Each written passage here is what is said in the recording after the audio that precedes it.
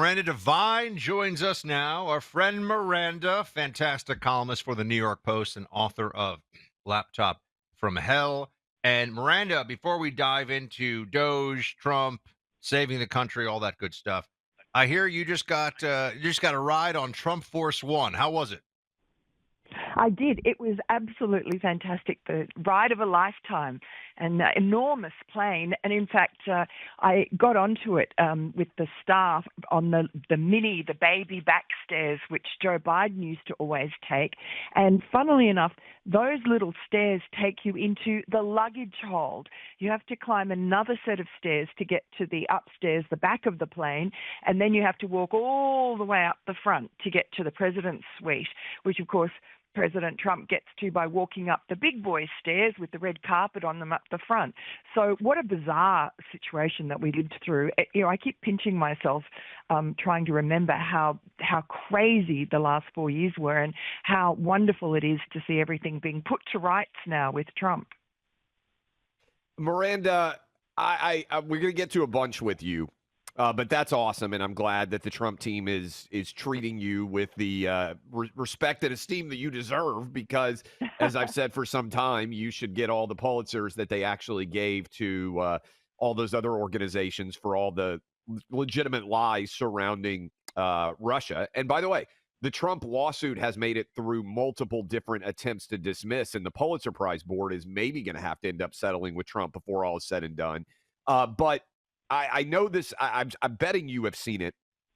Trump now has the front page of the New York Post mugshot of himself from Atlanta, Georgia, right outside of the Oval Office. Now, I love the New York Post. You guys do fabulous work, but it feels like such a major vibe shift that you guys have gone from no one will acknowledge your accurate reporting to the President of the United States actually has the Post front page as one of the final things that you will see before you walk into the Oval Office.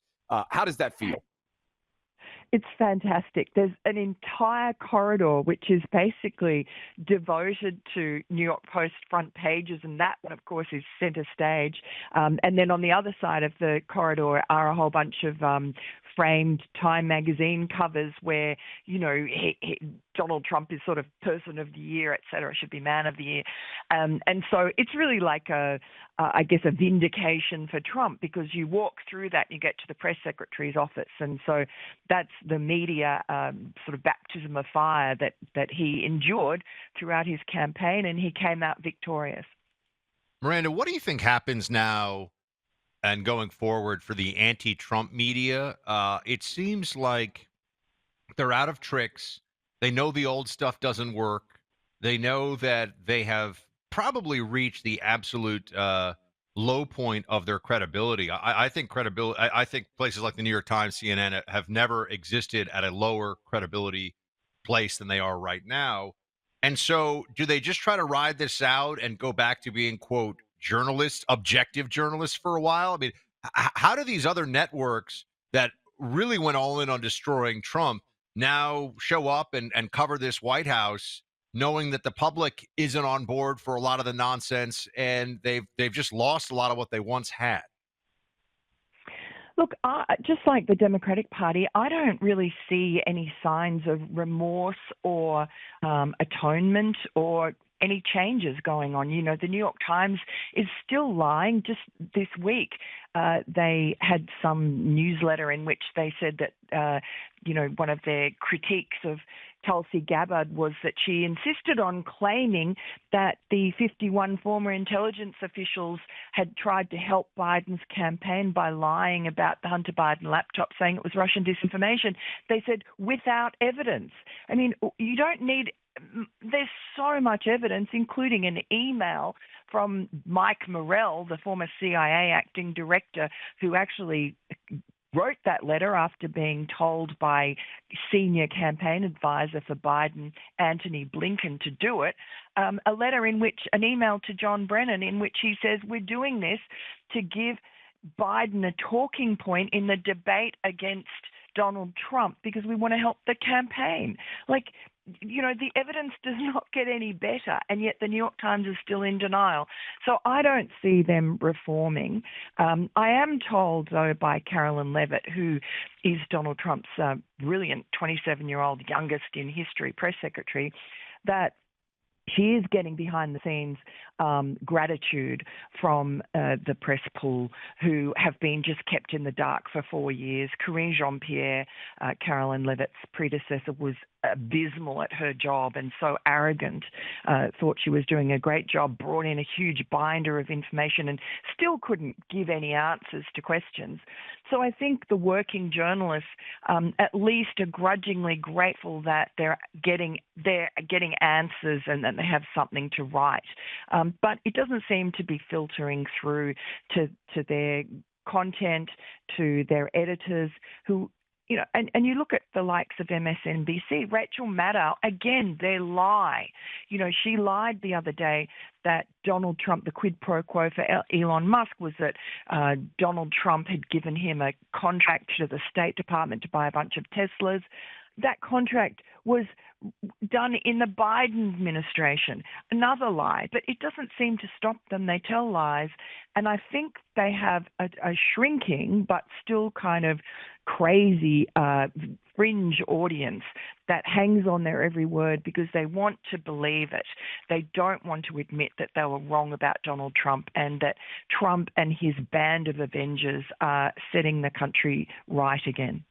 I find myself, and I bet you do sometimes too, Miranda, I just sometimes smile because I feel like we were in the wilderness for so long and we were right. Yeah. I know we've been having you on this show for 4 years and you were right about everything.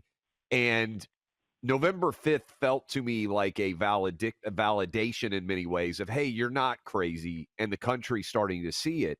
And then to build on what Buck said, Miranda, I mean, Trump now 53% approval in the CBS poll Sunday, 60% for men. 60. I Wow. just think these numbers are going to continue to grow because we were having this conversation earlier, Miranda. What arguments do the Democrats make where rational people sit and say, hey, you know what? They may have a case here. Because that used to be the case in the 80s, 90s, 2000s. It wasn't uncommon for you to sit back and say, hey, I might agree with Republicans on 6 of these, Democrats on 4. It was a very much more rational America. I can't tell you anything that I think Democrats have the better side of an argument on. And now they're opposed to fraud and waste in government, and they're opposed to boys being kept out of women's sports. I mean, like, what is going on here?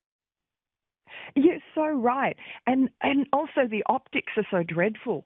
They just seem old and demented. You see, they're out doing these rallies, these so-called rallies, and it's just a bunch of people waving their canes and singing 1930s Union songs very badly, caterwauling, mostly women. I mean, there's no red-blooded men. I think Did you hear what I said about that Yes, there are no I did. masculine men?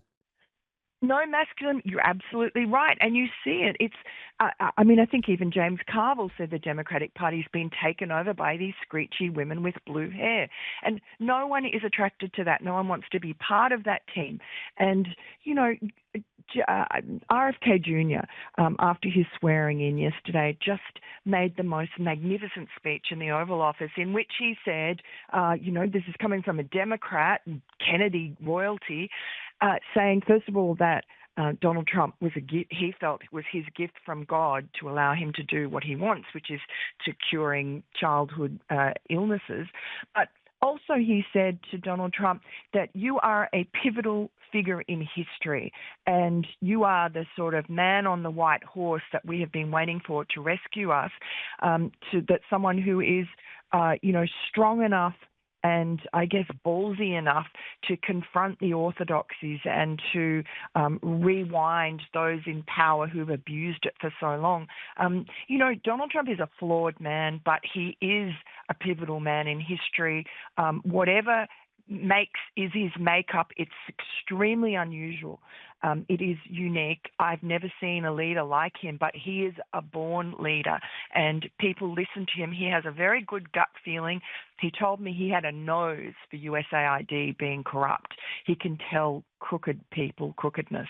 So I just think we're extremely lucky that he can, and he doesn't seem to be like it's a burden for him. He's operating at this very high level really fast, as if he knows he doesn't have a lot of time to get things done.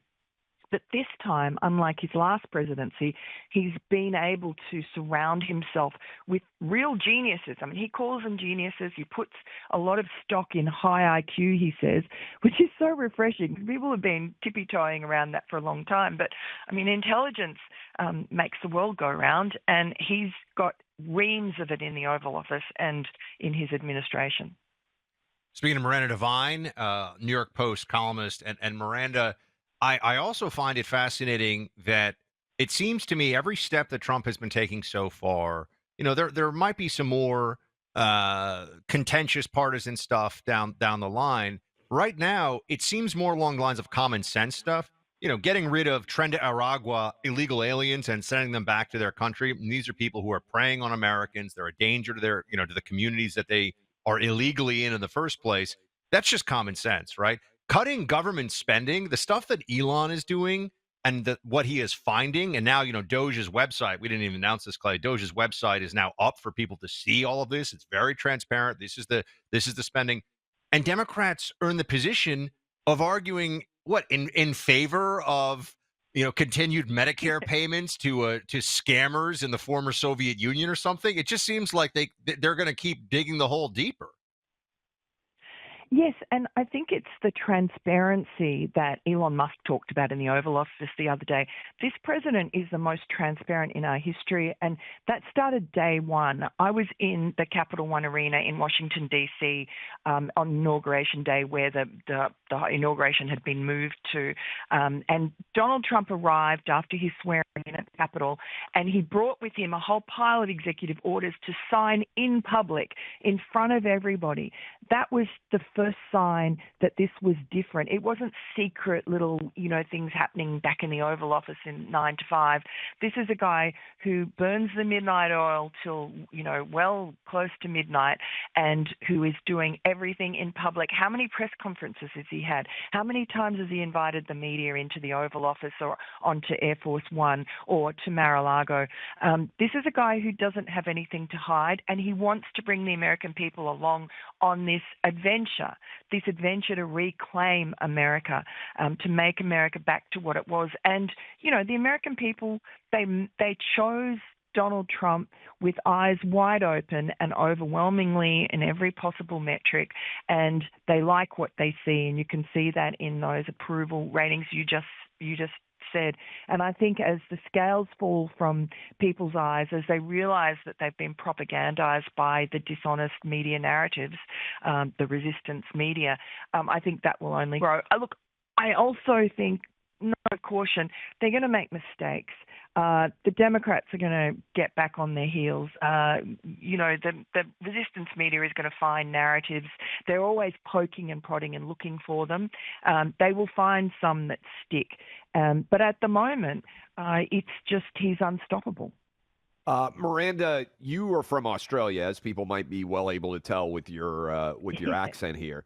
How much, I know JD Vance is speaking in Munich right now, but I was in Australia last year, and the woke virus has taken over in Australia. It certainly has taken over much of England, English-speaking and Western civilization countries. Just quickly on the way out, how much do you think Trump's impact in America can also be beneficial for Western civilization democracies in pushing back against the anti-Western chaos? I think enormously, because just like in America, the average person, the average Australian, average Brit, average European, I think, have common sense and don't like what's happening to them, but are powerless to do anything about it.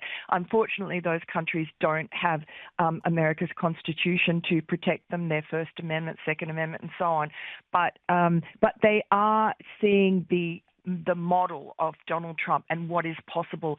And I think J.D. Vance, you just mentioned his speech today, oh my gosh, it was brilliant. He told them, he stood there in front of all those awful smirking Euro diplomats who were not impressed. He told them that they are losing freedom of speech, that totalitarianism is creeping in with censorship, with arresting, people who are praying outside abortion clinics silently.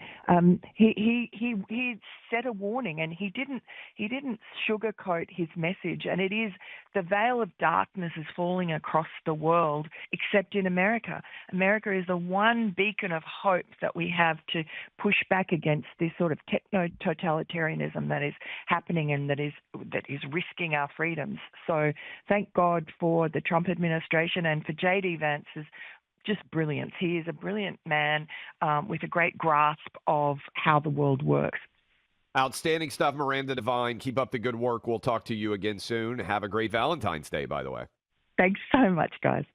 That's Miranda Devine, Rapid Radio's great gift for a Valentine in your life, perhaps, if you want to be able to stay in touch with them, with your kids, with your grandparents, with your parents.